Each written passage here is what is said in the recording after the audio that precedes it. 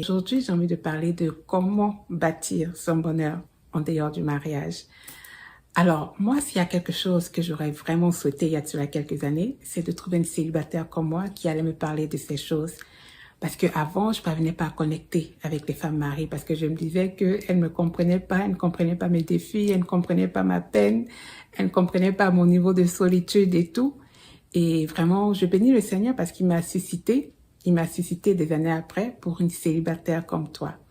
Donc, comme j'ai dit, aujourd'hui, on verra comment bâtir son bonheur en dehors du mariage. Voilà, parce que bâtir, c'est-à-dire on a une vie à bâtir, nous avons une destinée à bâtir. Donc, et ça ne dépend pas, ça ne devrait pas dépendre du fait que nous soyons célibataires ou mariés. En tout cas, ma prière pour toi, qui est encore frustré par le célibat, qui est dépressive à cause du célibat, qui est découragé à cause du célibat, qui est vraiment l'ombre d'elle-même à cause du célibat, je prie vraiment que le Saint-Esprit, vraiment au travers de cette vidéo, puisse vraiment toucher ton cœur, qu'il puisse vraiment te parler de manière spéciale. En tout cas, qu'à la fin de cette vidéo, ta manière de voir les choses puisse changer.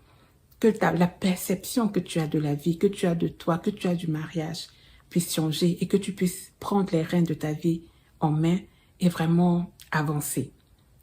Voilà. Alors, comment bâtir sa vie en dehors du mariage? Déjà, je souhaite quand même reconnaître que ce n'est pas facile d'être célibataire lorsque on veut être marié. Et c'est d'ailleurs la raison pour laquelle moi, personnellement, je suis restée frustrée pendant des années parce que je ne parvenais pas à comprendre pourquoi Dieu, en fait, pour moi, je le tenais responsable. Je me disais, mais pourquoi tu me prives de quelque chose que tu as créé, de quelque chose que tu as mis en moi? Ce désir que j'ai, ce n'est pas un péché, c'est toi qui l'as mis en moi. Et pourquoi tu ne peux donc pas, comment dire, entre guillemets, assouvir ce désir que toi-même tu as mis en moi?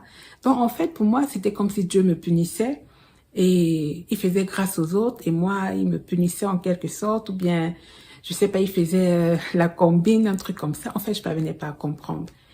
Et il m'a fallu du temps.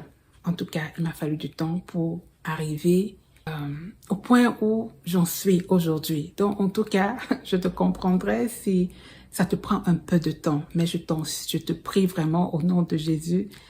En tout cas, je sais que ce n'est que l'œuvre du Saint-Esprit, en fait, vraiment, qui peut, si tu es dans cette forteresse-là, ce n'est que le Saint-Esprit qui peut t'aider à vraiment voir les choses autrement. Et vraiment, je prie vraiment pour toi, afin que ce soit vraiment